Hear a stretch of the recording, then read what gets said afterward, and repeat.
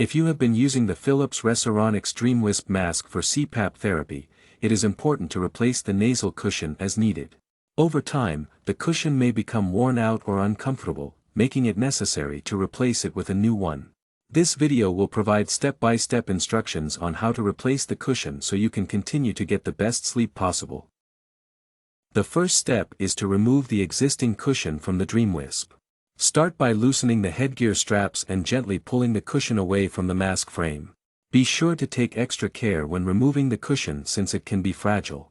Once the cushion has been removed, discard it for proper disposal. Now that you have removed the existing cushion, it is time to insert the new one. Simply place the cushion onto the mask frame and secure it in place. Once the cushion is securely in place, you can tighten the headgear straps. Now that you have installed the new cushion, it is important to make sure that it fits properly. Put on the Dreamwisp and make any necessary adjustments to the headgear straps to ensure that the cushion is secure and comfortable. Once you are satisfied with the fit, you are all set to enjoy a better night's sleep with your Philips Respironics Dreamwisp Nasal CPAP mask.